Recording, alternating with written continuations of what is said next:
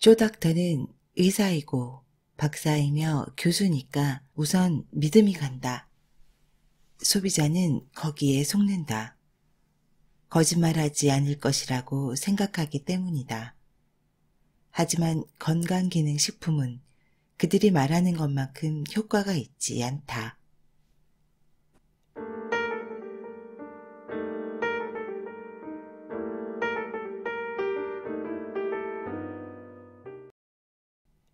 안녕하세요. 건강한 지식을 함께하는 세이버스입니다. 오늘 읽어드릴 책은 우리는 TV쇼 닥터에게 속고 있다. 저자 이태호, 오픈하우스 출판사에서 펴냈습니다. 이 책의 부제는 건강식품의 배신입니다. 한국의 건강식품 시장은 5조 원 규모로 성장했다고 합니다. 가장 많이 팔린 식품은 다들 잘 아시듯이 홍삼, 프로바이오틱스, 비타민, 오메가3 등입니다. 그런데 이런 생각이 들어요. 우리에게 진정 건강식품이 필요할까? 혹시 공포 마케팅으로 건강식품을 구매하는 것은 아닐까? 하는 의문이요.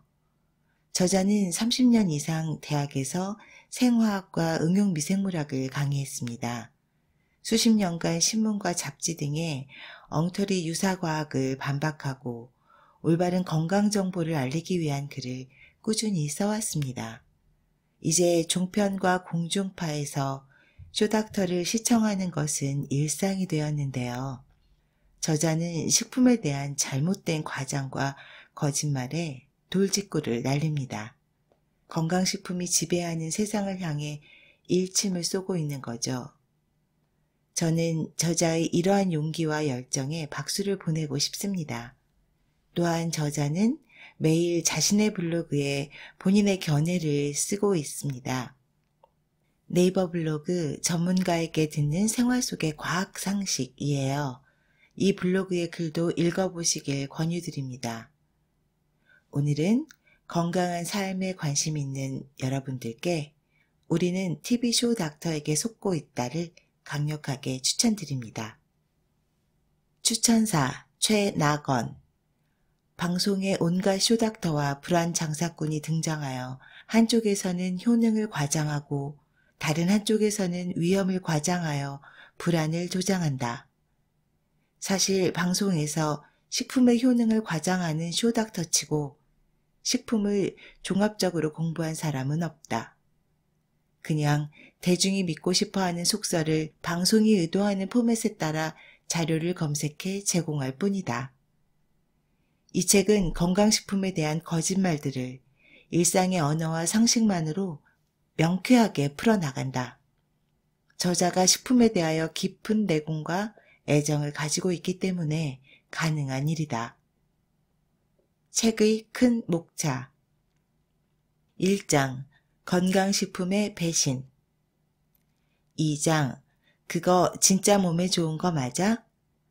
3장 건강상식 제대로 알기 4장 뉴스 속 건강 핫이슈 저자 소개 이태호 부산대학교 명예교수 1980년부터 2011년까지 부산대학교 미생물학과 교수를 역임하며 생화학, 응용미생물학을 강의했다.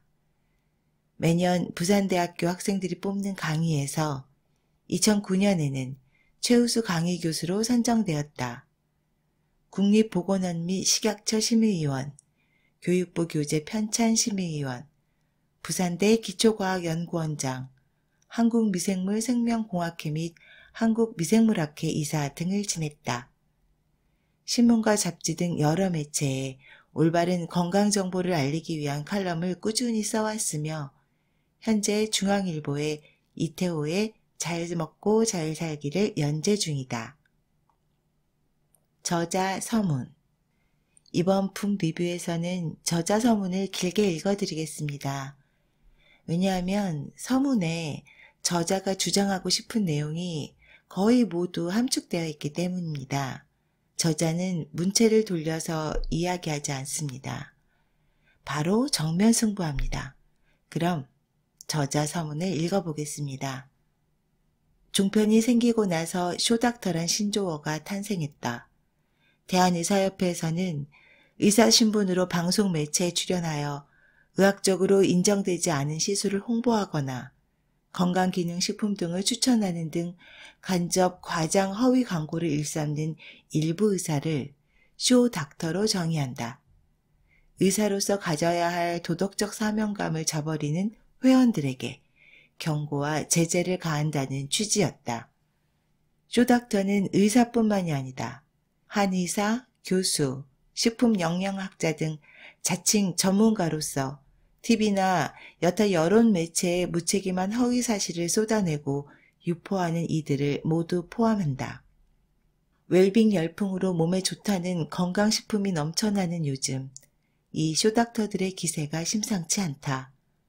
하루에도 수십 가지 건강정보가 매스컴을 도배하고 동일한 TV 프로그램에서조차 어제는 좋다고 하다가 오늘은 나쁘다고 말한다. 정보의 홍수 속에서 소비자들은 무엇이 누구의 말이 옳고 그른지 판단하기 쉽지 않다. 건강을 위한 노력을 탓할 일은 아니지만 자칫 거짓 정보의 유혹에 빠져 오히려 건강을 해치는 경우가 다반사라는 것이 문제다. 어떤 식품이나 제품이 몸에 좋다 하면 소비자들은 솔깃하여 구매에 열을 올린다. 그러나 그리 오래지 않아 한때를 풍미하던 건강식품은 뒷전으로 밀리고 이내 새로운 것이 등장하여 곽광을 받는다. 건강식품은 유행성이 있어 한번 지나가면 관심에서 멀어지는 속성이 있다. 지금까지 수많은 건강식품이 이를 반복했다. 왜 그랬을까?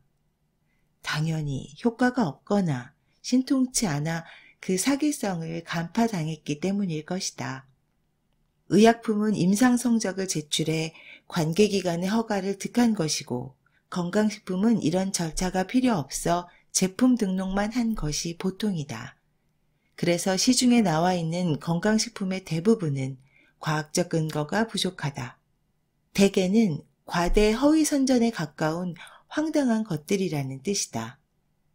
식물 속의 물질을 파이토케미컬이라 하고 필수 지방산을 오메가 지방산으로 비타민 E를 토코페롤이라고 하면서 뭔가 신비한 것이라도 되는 양 말장난을 일삼지만 실은 우리가 일상으로 먹는 식품에 충분히 들어있는 것들이다. 요즘 종편 방송의 행태가 도를 넘었다. 지상파도 이에 가세했다. 엉터리 출연진이 시청자를 우롱하고 허위 사실을 유포하는 난장판에 거가 노릇을 한다. 불량 지식을 전파하는 부류는 얼핏 전문가로 보이는 사람들이다. 전공도 아니면서 배운 적도 공부한 적도 없는 사실을 인터넷 검색으로 급조해 익히고는 아는 척한다. 출연자의 대부분이 박사고 의사고 교수니까 권위자처럼 보이는가? 권위에 편승하여 아니면 말고식의 무책임한 발언을 쏟아내는 모습을 보면 후한무치하기가 이를 데 없다. 다음으로 책임 있는 곳이 언론 매체다. 사회에 영향력 있고 힘센 권력 중 하나가 방송과 언론 아닌가? 허위나 왜곡 보도도 매스컴을 타면 가곡의 위력을 발휘한다. 요즘 종편이 심지어 지상파마저도 엉터리 방송에 경쟁적이다. 왜곡 방송을 하는 데는 방송국 제작진의 책임도 크다. 편성의 주도적 역할을 하는 PD나 작가도 대개는 해당 분야의 문외한이다. 전문가의 조언을 들어 프로그램을 제작하겠지만 제작 주체가 전문성이 없으니 전문가의 선정부터가 문제가 된다. 맨날 나오는 그 얼굴이 그 얼굴이다. 방송국은 공익이 아니라 시청률에 목을 맨다. 자극적이고 인기 영합으로 제작하다 보니 막장이 된다. 패널들의 무책임한 발언에 본 방송 내용은 개인적인 의견일 수 있다는 면피성 자막을 내보내면 그만인가? 전문가의 동참이 절실하다. 더 이상 소비자들이 쇼닥터의 농간에 속지 않고 올바른 건강상식을 가지는 데에 이 책이 조금이라도 도움이 되길 바란다. 지금부터는 책의 본문을 발췌 중심으로 읽어드리겠습니다.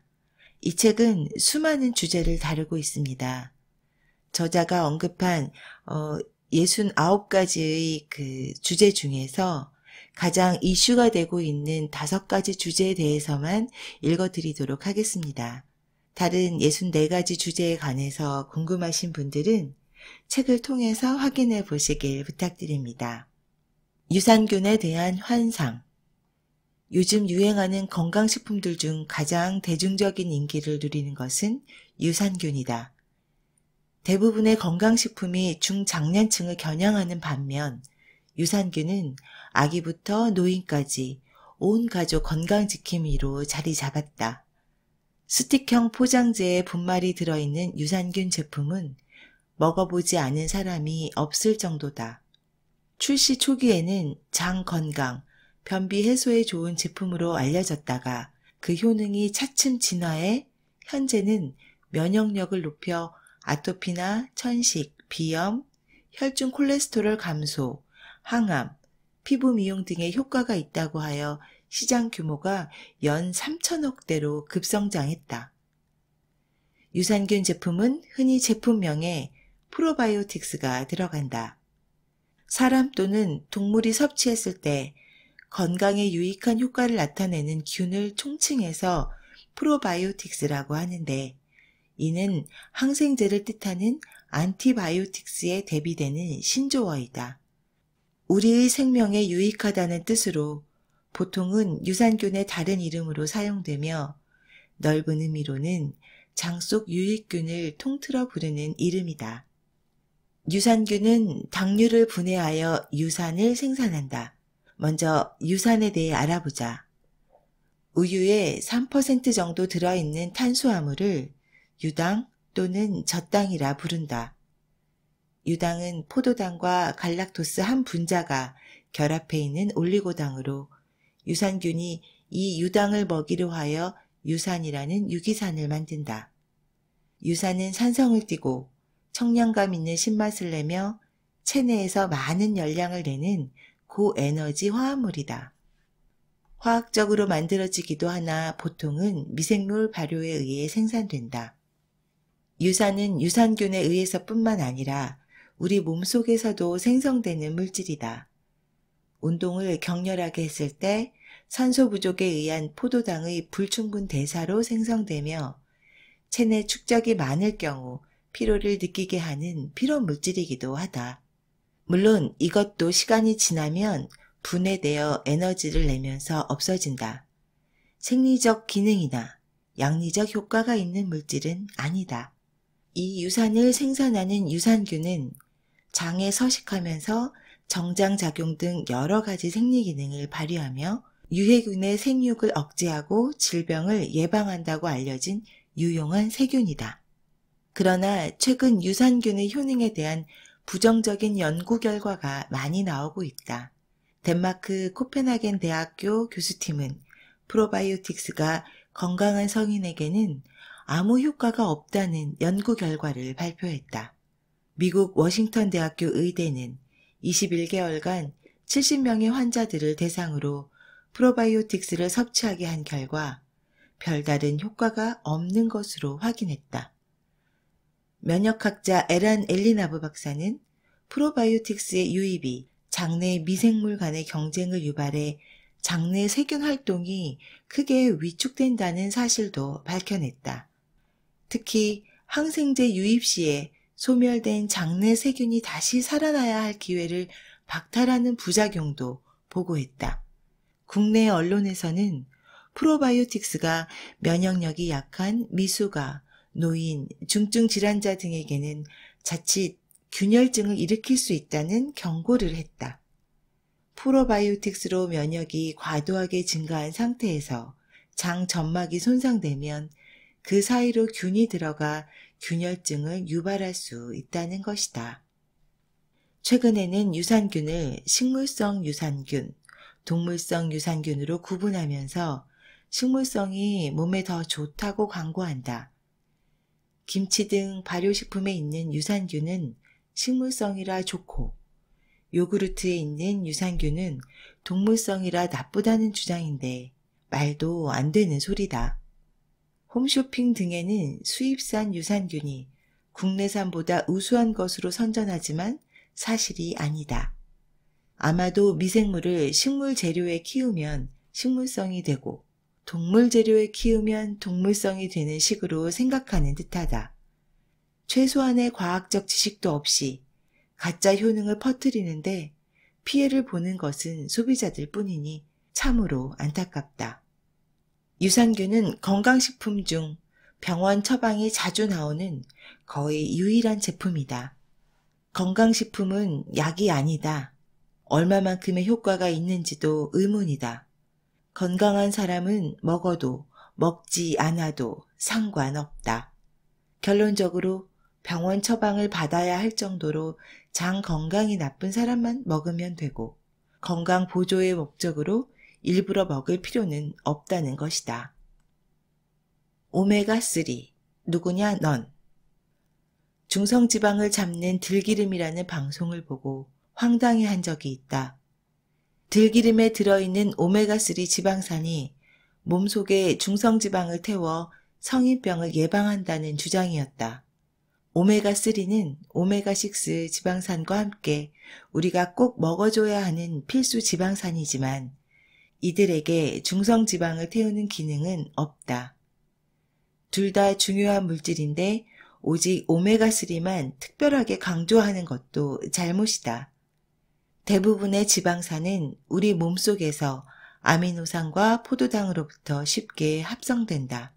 오메가3를 매일 챙겨 먹지 않으면 큰일 날 것 같이 말해서는 안 된다. 우리가 일상적으로 먹는 식품이나 식용유, 옥수수유, 들기름 등에 많이 들어있기 때문이다. 한간에는 중성지방을 기피하는 경향이 있다. 자연계의 모든 지방은 중성지방인데도 말이다.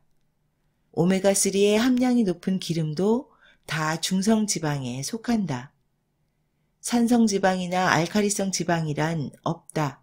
오로지 지방은 중성지방일 뿐이다. 중성지방은 없애야 할 대상이 아니라 우리 몸에 반드시 필요한 물질이다. 공복일 때 에너지원이 되고 피부를 보호하며 체온을 유지한다. 특히 뇌를 포함한 모든 세포막의 구성 성분이기도 하다. 지난 2016년 유럽과 미국 심장 관련 의학계가 시중에서는 오메가3 지방산을 권장하지만 실제는 심혈관 질환의 위험은 낮추지 못한다는 결론을 내렸다. 이 내용이 최근 미국 의사협회지인 자마에도 실렸다. 영국 옥스퍼드 대학교 의대 연구팀의 심혈관에 미치는 오메가 지방산에 대한 연구 결과다. 환자 77,917명을 메타 분석한 결과 오메가3 지방산을 복용한 사람과 비복용자 간의 유의미한 차이는 없었다. 심근경색, 관상동맥 발생률에서도 상관관계는 발견되지 않았다고 했다. 2019년 1월 비타민 D와 오메가3의 심혈관 질환 및 암 예방 효과에 대해 실시한 임상시험 결과가 발표됐다. 미국에서 실시된 이 연구는 25,000명이 넘는 피험자들을 상대로 매일 비타민 D와 오메가3 지방산을 투여하여 5년 이상을 추적한 결과 암과 심혈관계 질환의 발생률은 가짜 약을 복용한 그룹과의 사이에 차이가 없었다. 또한 부작용도 발생하지 않았다. 즉, 비타민 D나 오메가3 보충제가 안전하기는 하지만 암과 심혈관 질환을 예방하는 효과도 없다는 결론이었다. 국립암센터 명승권 교수는 UCLA와의 공동연구에서 이상 지질혈증의 예방과 치료 효과에 대한 58편에 달하는 오메가3 지방산의 임상시험 논문을 메타 분석한 결과에서 효과 없음의 결론을 내렸다. 심혈관 질환 환자의 중성지방을 낮춘다는 임상적 근거도 부족하다는 주장도 폈다. 오메가3가 기본적인 건강보조제로 인식되어 온 지 오래다. 그러나 효능이 뛰어나서가 아니라 큰 부작용이 발견되지 않아서가 더 정확한 이유로 보인다. 오메가3는 맛도 고약하다. 캡슐에 쌓여 있음에도 불구하고 생선 기름 냄새 때문에 삼키고 나서도 비린 맛이 한참 남아있다. 먹는 것도 고역스럽고 별 효능도 없는 오메가3를 대체 언제까지 사 먹을 것인가? 콜라겐을 먹어서 보충하라고?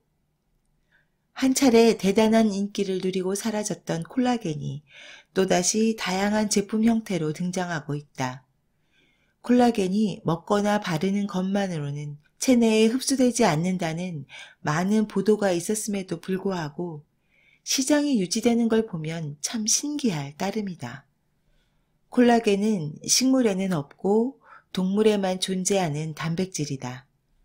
세포와 세포를 연결하고 연골, 힘줄, 뼈조직, 피부의 진피조직 등에 많이 함유되어 있다. 인체의 구성 단백질 중 가장 많지만 필수 아미노산이 전혀 들어있지 않아서 영양학적인 측면에서는 질 낮은 단백질로 취급한다. 동시에 소화율도 낮다. 콜라겐은 상온의 물에 녹지 않고 뜨거운 물에 녹는다. 열로 조리하면 사슬 모양의 입체 구조가 깨지고 젤라틴이라는 변성 단백질이 된다. 콜라겐이 많아 건강에 좋다고 하는 도가니탕, 곰국 등과 생선, 동물의 껍데기, 족 등을 조리하면 실제는 콜라겐이 변성되어 젤라틴의 형태로 녹아 나온다.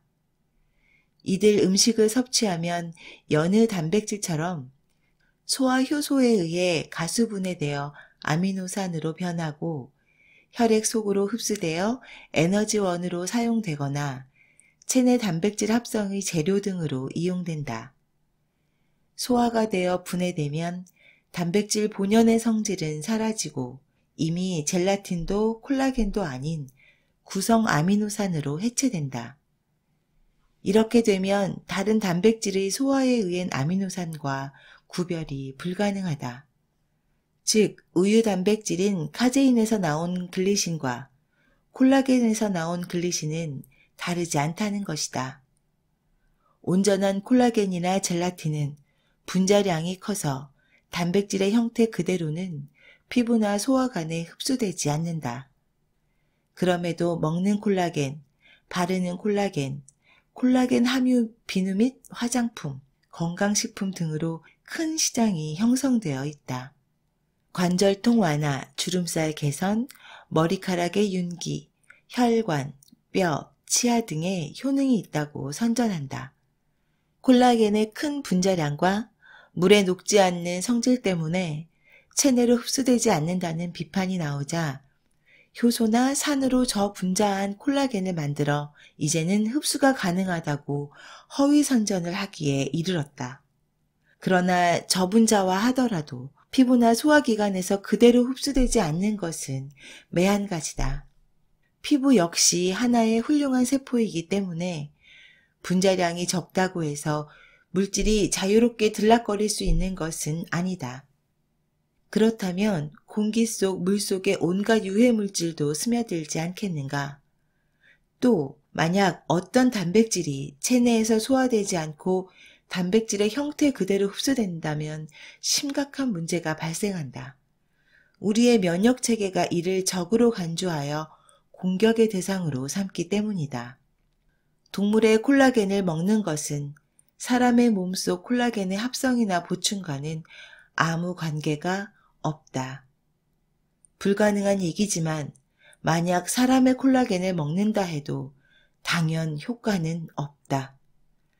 어떤 단백질을 먹어도 소화 대상이 될 뿐 통째로 흡수되는 일은 일어나지 않기 때문이다. 앞서 말했듯 콜라겐은 동물성 단백질 중에서 가장 질 나쁜 단백질로 취급된다. 이런 단백질의 어떤 효능을 바라는 것은 허황된 기대에 불과하다. 생각컨대 이런 현상은 100세 시대에 오래도록 탄력 있는 피부를 유지하고 싶은 인간의 과잉 욕망이 콜라겐에 대한 집착으로 이어진 게 아닌가 싶다. 석류즙과 크릴 오일, 지방을 녹인다고? 그동안 체내 지방을 빼준다는 음식과 방법이 조닥터에 의해 수도 없이 등장했지만 그 중에서도 가장 기가 막히는 쇼를 소개한다. 우선 과일 같지도 않은 석류 이야기다.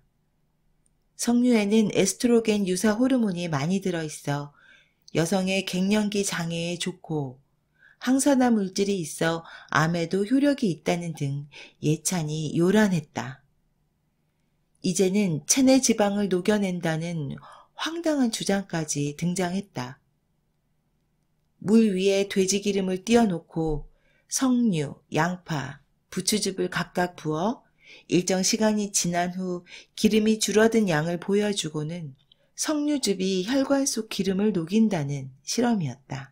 한 의사가 나와 시연을 하고 양 의사가 추임새를 넣는 식으로 방송이 진행됐다.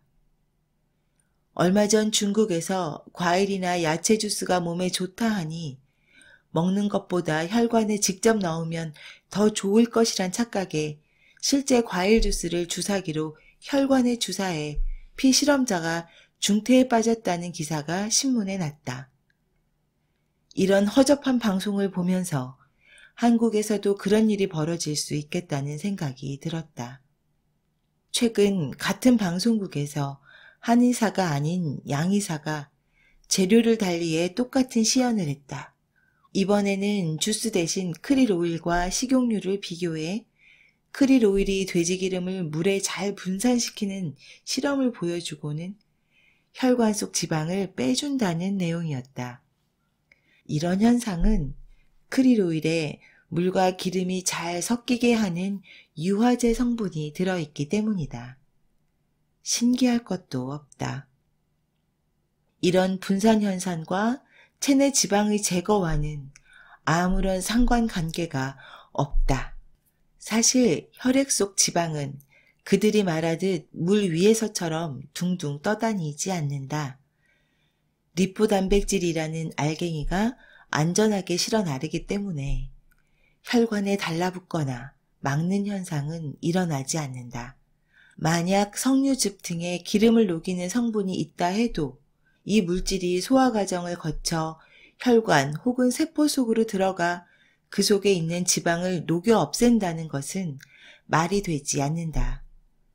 체내 지방을 녹이는 물질은 독약으로 작용한다. 최근에도 같은 방송을 반복했다.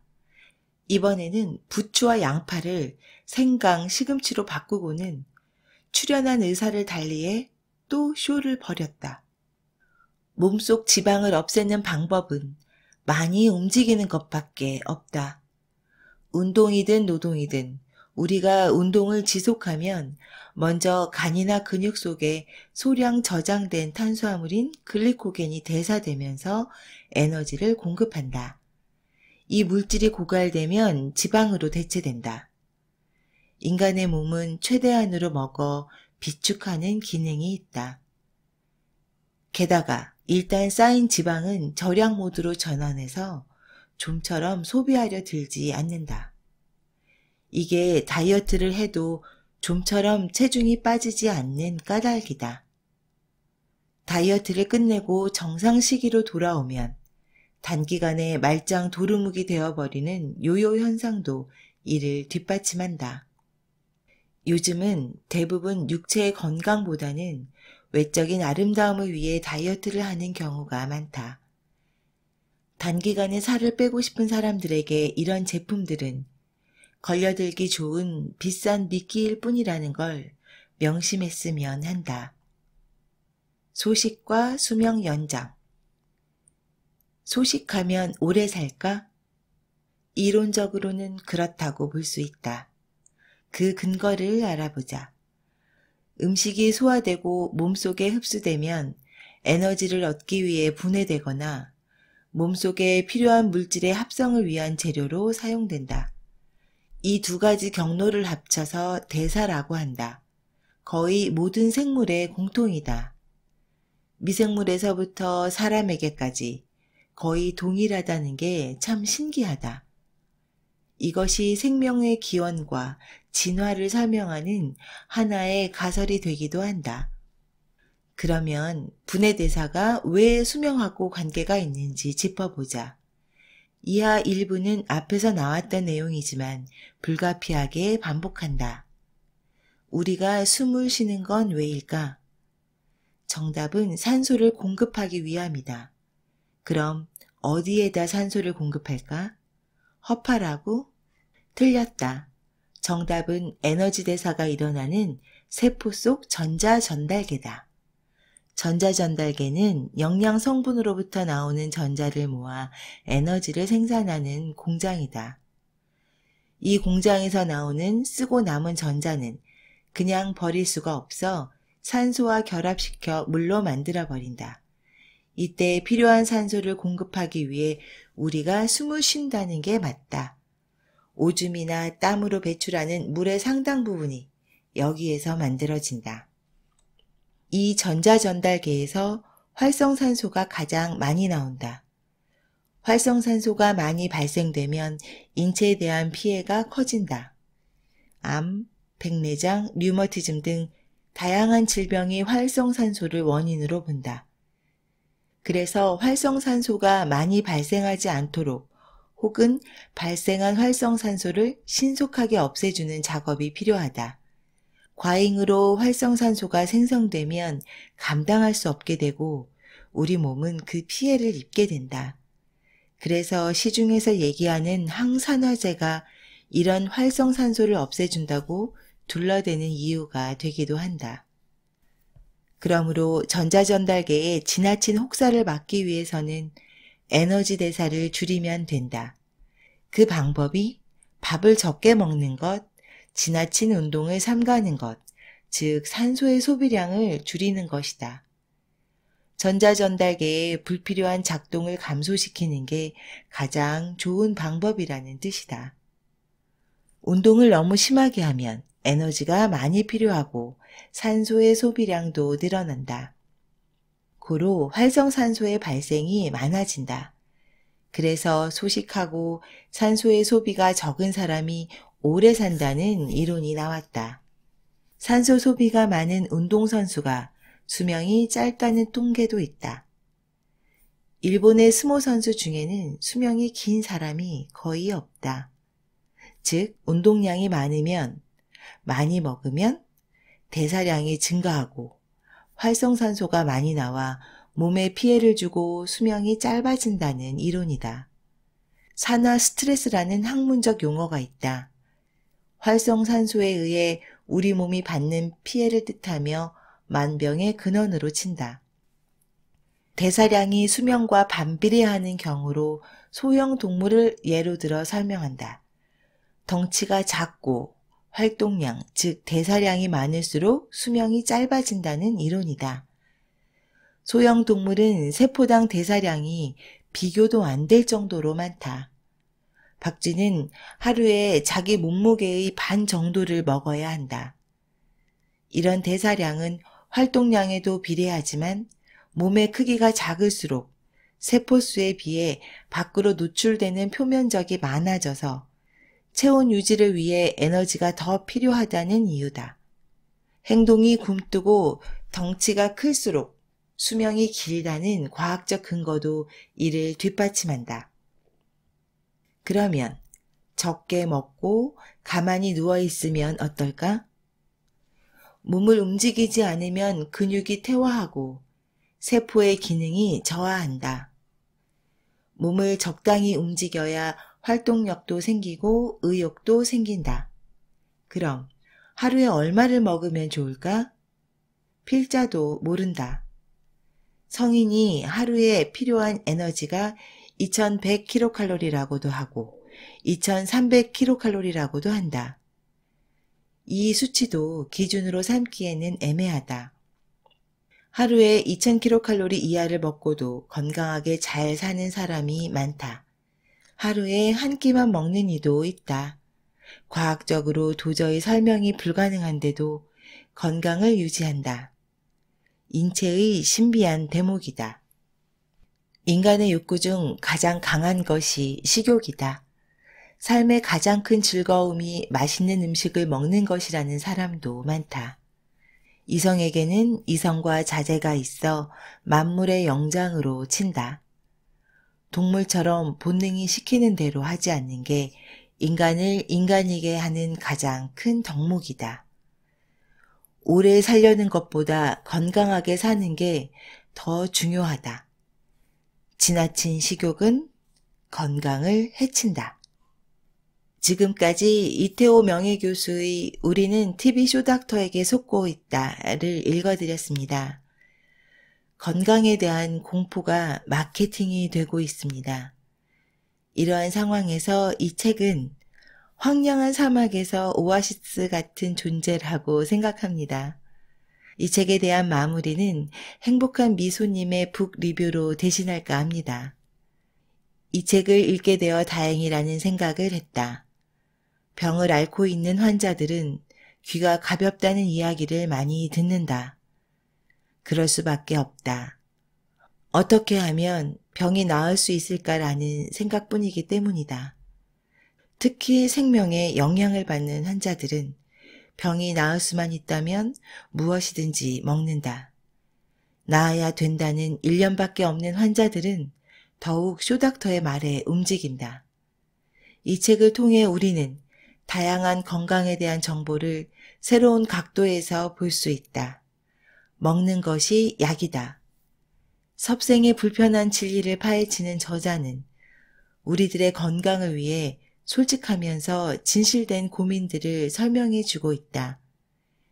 이 책은 우리들의 상식을 뛰어넘는 불편한 진실을 밝히는 책이다. 우리들의 건강을 염려하는 저자의 진정성을 느낀다. 건강에 관심 있는 분들은 꼭 한번 읽어보시기를 추천드립니다. 오늘도 건강한 지식을 함께하는 세이버스였습니다. 감사합니다.